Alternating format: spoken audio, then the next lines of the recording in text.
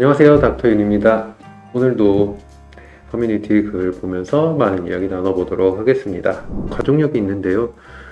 저희 친할아버지 직장암 있으시고 큰아버지 대장암으로 돌아가셨고 저희 아버지도 대장암 4기시고 사촌 동생도 난소암으로 제가 건강염려증이 너무 심해요. 그런데 가족력이 있으면 내시경 검사를 1, 2년마다 하라고 하는데 그 사이에 암이 생길 수 있기 때문일까요? 2년 전에는 내시경 검사에서 아무 이상 없었어도 가족력이 있으면 그 사이에 암이 생길 가능성도 있겠죠. 그래서 내시경 검사를 주기적으로 받아야 한다는 거죠. 개그맨 유상무도 내시경 2년 지나 검사했더니 대장암 3기 판정받은 거 보니 가족력이 있으면 암이 빨리 생길 수도 있나 봐요. 남편은 1년에 한 번씩 무조건 합니다. 위쪽으로 가족력이 있어서요. 가족력이 있으시면 2년에 한 번 하시는 게 좋은데 너무 불안하시면 1년에 한 번씩 받아보세요. 혹시라도 이상이 있거나 배가 아픈 경우라면 빨리 해보시고요. 가족력이 있거나 용종을 제거한 적 조직 검사를 한 적이 있으면 2년 단위로 하시는 게 좋아요. 저도 가족력 있고 몸이 상태가 안 좋은 것 같아 대장 내시경을 했더니 대장암 판정받았습니다. 미리 해보시길 바래요. 유전력이 있으면 요즘 대학병원에서 유전자 검사도 따로 받을 수 있는데 받기 겁내하는 경우가 꽤 있으시더라고요. 유전력이 있더라도 정기검진 잘 받으면 예방효과가 높다고 하니 꼭 잘 받으셔요. 제일 좋은 게 용종에서 떼버리는 게 최고지 않을까요? 유상무 씨는 스트레스도 당시 워낙 크고 술도 많이 드신 걸로 알아요. 그렇죠. 남들보다 암이 갑자기 빨리 크는 데에는 그럴 만한 이유가 있는 경우가 있어요. 몸을 혹사시키면 아무래도 많이 안 좋겠죠. 유전자 검사 이야기가 나왔는데 특정 유전자가 있거나 아니면 그 유전자 부분에 돌연변이가 있어서 암 발생을 잘 막아주지 못하는 그런 분들이 있어요. 그거를 최근에는 이제 검사로 미리 알아낼 수 있어서 굉장히 다양한 유전자 형태를 분석을 해서 내가 암 걸릴 위험이 얼마나 크고 왜 큰지 어떤 부분이 우려가 돼서 어떤 종류의 병이 더 잘 생길지 하는 검사들이 있어요. 근데 여기에 뭔가 이렇게 좀 위험하다고 나왔다고 해서 나는 큰일이야 이제 그 장기를 미리 떼버릴까 이렇게 생각하실 필요까지는 없고요. 아무래도 가족력이 무시할 수 없는 암 발생 원인 중 하나예요. 다들 암 그러면 뭐 스트레스 먹는 거, 그다음에 뭐 여러 발암 물질, 술, 담배 이런 거 먼저 생각을 하시는데 그것만큼 강력한 인자 중 하나가 가족력입니다. 가족력이라는 게 유전적으로 취약해서 그게 암이 확 생기는 그런 분들도 계신데 유전자 때문인가? 라는 생각을 할 때도 있어요. 왜냐면 가족들은 대부분 비슷한 곳에서 살고 비슷한 식습관, 그 다음에 생활 습관도 비슷한 경우가 많고요. 그게 유전자 때문인지 아니면 비슷하게 생활해온 그 패턴들이 암을 유발하는 생활 습관을 갖고 계신 분들도 있고요. 유전자 때문이든 생활 습관 때문이든 이렇게 주변에 친인척 분들 중에 암환우 분들이 많으시다면 좀 조심하시긴 하셔야 돼요. 내시경 검사 암 검진을 1, 2년마다 하라고 하는데 이거 가족력 없는 분들도 나이에 따라서는 1, 2년마다 하시는 게 좋아요. 일반적으로 암 성장 속도를 생각했을 때 보통 1, 2년 정도 잡아서 암 종류별로 검진 사이클을 잡아놓은 게 그거 맞춰서 해놓는 거거든요. 개그맨 유상무 씨도 2년 지나 검사했더니 갑자기 3기가 나왔다. 이런 경우는 굉장히 드물어요. 그러니까 남들보다 암이 굉장히 빠른 속도로 컸거나 아니면 전에 검진 때 발견을 못했거나 있을 수 있죠. 근데 그건 드문 경우고 보통은 검진을 주기적으로 꼬박꼬박 하셨다면 발견이 되면 암 초기에 발견이 돼요. 그렇게 발견이 되라고 주기를 그렇게 설정을 해놓는 거고요. 이 정도 간격으로 보통 잡아놓는 거죠. 먹는 거 조심하지 않아서 암이 생겼다는 말 정말 너무 싫어요. 제가 술도 안 마셨고 패스트푸드도 거의 안 먹고 그냥 일반적인 식단하고 밀가루 음식도 자주 먹은 게 아닌데 먹는 걸 조심하지 않아서 암이 왔다는 말은 정말이지 너무 화가 나요. 도대체 어떻게 먹어야 하는지 풀떼기랑 밥만 먹으면 암이 안 걸릴까요? 음식이 암에 미치는 영향이 굉장히 커요. 단일 요인으로 보면 거의 제일 크다고 할 정도로 유전과 쌍벽을 이룰 만큼 큰 요소라고 보는데 저도 그런 식으로 받아들이시면 돼요. 좋은 식습관을 하면 암에 걸릴 확률이 10%고 뭐 예를 들어서 나쁜 식습관을 하면 80%다. 그럼 나쁜 식습관을 가진 사람 중 20%는 암에 안 걸려요. 그럼에도 불구하고. 그리고 좋은 식습관을 가진 사람 중 10%는 암에 걸려요. 그럼 이게 식습관과 무관한 병입니다라고 이야기할 수 있느냐? 그건 절대 아닌 거죠. 그렇다고 식습관에 따라서 암이 절대적으로 결정이 된다라고 얘기하면 그것도 아닌 거죠. 그냥 그럴 확률이 높고 낮아지는 것 그런 거랑 똑같은 겁니다. 그럼 평생 채식만 하시는 스님들은 왜 암에 걸리며 20년 동안 산에서 기도만 하신 스님들은 왜 당뇨 같은 대사질환에 걸리나요? 괜히 스트레스 받지 마세요.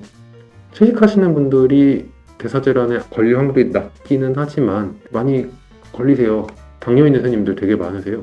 보통 성직자분들이 다른 직업을 가지신 분들에 비해 스트레스를 굉장히 많이 받고 계세요. 겉으로는 그렇게 안 보일지 몰라도 이런 종류의 질환들을 굉장히 많이 갖고 계세요. 그런 분은 재발하신 분들도 많으신데 과연 그분들은 식단 관리 철저히 안 하셨을까요? 신의 영역이라고 생각합니다. 술, 담배 그렇게 많이 하는 사람도 건강하게 잘만 살더라고요. 어느 한 분은 30년도 넘게 무항생제, 무농약, 유기농 식품만 드시면서 육류도 절제하고 체질도 맞춰 먹고 할 정도로 관리했는데 암 환우분이 되셨고 전이까지 돼서 10년째 투병 중이십니다. 이것도 마찬가지로 중요한 이야기예요. 유전도 중요하고 먹는 것도 중요하고 그리고 또 하나 스트레스도 굉장히 중요하고요. 정말 큰 영향을 미치는 뭐 특정 발암물질이나 뭐 방사선을 계속 쪼인다 이런 게 아닌 이상은 이 세 가지가 제일 중요한 문제 아닐까 싶어요. 누워 계신데 목이 마르대요. 꿀팁이 없나요? 앉으면 산소가 너무 떨어져서 병원에서 앉히지는 말라고 했습니다. 계속 목이 마르다고 하시는데 거즈에 물 묻혀서 드리는데도 계속 너무 목이 마르다고 하시네요. 빨대로 천천히 드시면 안 될까요? 발생나면 힘드실 텐데 걱정이네요. 아마분 아닌 다른 분들이 이제 누워서 이렇게 하시는 거 보면은 마시는 것보다는 빨대가 좀 낫다고들 하시는데 추천하진 않습니다. 빨대 위를 손으로 막아서 물을 빨아 올려서 입안에 넣는 거나 스포이드 같은 건 어떨까요? 일반적인 경우에는 뭐 나쁘지 않은 방법이라고 볼 수가 있겠는데 이런 상황에서는 별로일 것 같아요. 한 분은 다이소에서 스프레이 통을 구매해서 물을 스프레이로 입안에 뿌려드렸어요.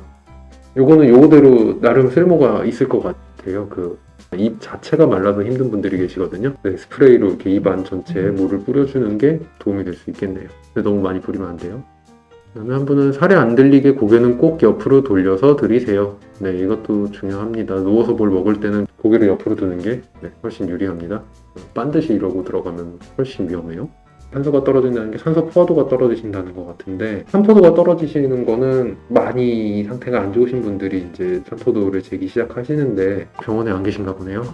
이유가 특별히 있으시겠지만 그럼에도 불구하고 병원에 계시는 걸 추천을 드립니다. 이 정도 상황이면은 목이 계속 마르다고 하는 게 입이 말라서 그런 경우도 있지만 이런 경우는 실제로 잘 못 먹어서 진짜로 물이 부족해서 몸에서 수분을 원하는 건데 어떻게든 넣어줘야 돼요. 근데 누워서 뭘 마시는 거는 절대 좋은 방법이 아니고요. 그러니까 어떤 식으로 넣어주든 다 좋지 않습니다.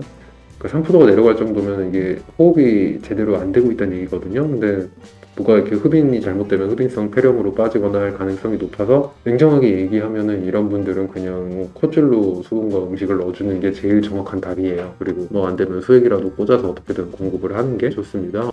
식욕이 없으신 분들 맛있는 녀석들 보세요. 식사 때마다 맛있는 녀석들 틀어놓고 같이 식사합니다. 혼자 밥 먹는다는 게 정말 힘든데 이 프로그램은 제 식욕을 잘 살려주더라고요. 제 의견이지만 시도는 해보세요. 그러게요. 식욕 저하가 가벼운 분들에게는 도움이 돼요. 저도 가끔 보고 환자분들께 실제로 추천도 해요. 저도 즐겨보는 프로그램이에요. 가끔 입맛 없을 때 멍하니 보다가 정말 맛있게 먹으면 입맛 돋을 때가 있더라고요. 한 분은 스스로 장마비가 오려고 할 때 보고 있으면 장이 꿈틀거리게 만들어줬던 프로그램이죠. 한 분은 식욕도 돌아오고 뭐 먹어야 할지 모르겠을 때 메뉴 정하기도 좋아요. 원인을 해결해서 식욕이 돌게 하는 게 가장 좋겠지만 이런 간접적인 방법들도 부작용 없이 도움을 많이 줄 수 있어요. 체중에 문제가 되거나 아니면 진짜로 너무 많이 못 먹어서 이제 영양실조가 걱정되는 단계라면은 그 식욕 촉진제 같은 것들을 쓰거나 뭐 아니면 도움되는 한약들을 쓰거나 뭐 이렇게 여러 가지 방법들이 있는데 가벼운 경우라면은 혹은 다른 처방들을 사용하면서 보조적인 방법으로 추가해서 이런 방법들 써주시는 것도 괜찮아요. 몸을 움직여주고 약간 서늘한 데 나갔다 오고 이런 것도 식욕에 도움이 되고요. 운동 때문에 저혈당 위암 환우입니다. 운동하다가 저혈당 덤핑 증상처럼 힘이 쭉 빠지고 어지럽고 기절할 것 같은 저혈당 느낌이 오는데요. 운동 때문에 덤핑이 올 수도 있나요? 걷기를 50분 정도 하면 그래요. 저도 운동할 때 저혈당 올 때가 있어요. 운동하면서 음식물이 갑자기 내려가서 그런 걸까요? 음식 때문에만 오는 건 줄 알았는데 얼마 전부터 심하게 그러네요. 에너지를 막 써서 그런 걸까요? 하는 분도 계시고요. 또 한 분은 기운 떨어져서 그러실 수도 있어요. 한 분은 저도 위암 전절제 했는데 걷기 시작하고 15분, 20분 후쯤 그런 증상이 나타나요. 무서워서 얼른 집으로 되돌아가는데 가면서도 너무 힘들더라고요. 한 분은 저희 어머니는 저혈당인 줄 알았는데 빈혈이었어요. 혹시 모르니 빈혈 검사도 한번 해보시는 게 좋을 것 같아요. 위 절제하신 분들한테서 빈혈이 많이 보여요.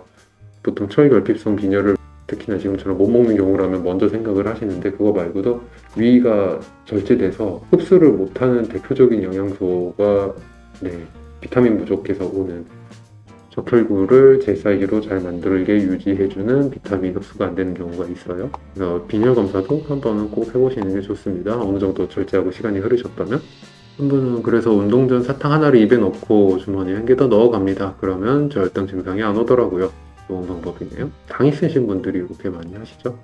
50분 정도 걸었을 때 저혈당 느낌이 오는 거는 못 먹고 많이 움직이면은 당연히 힘 빠지고 부족하니까 이제 그럴 수 있어요. 체중도 많이 빠지셨다고 하시니까 더욱더 그렇고요. 걸은 양이 많다고 볼 것 같아요. 이 정도 몸 상황이시라면 좀 다시 쉬었다가 또 한 번 더 걷는 게 낫지 한 번에 이렇게 길게 걷는 거는 좋지 않아요. 지금 위를 절제해서 배가 딱딱하고 더부룩한 거를 걸어서 풀겠다라고 생각을 하면 안 돼요. 멀쩡한 사람이 좀 그날 많이 먹어서 산책을 해서 더부룩한 걸 내려야지 정도만 가능한 거지, 이런 경우에 운동으로 이걸 풀어야지라고 생각하는 것 자체가 잘못된 시도예요. 그러면은 오늘은 여기까지 하도록 하고요. 다음번에 또 다양한 글들과 함께 찾아오도록 하겠습니다.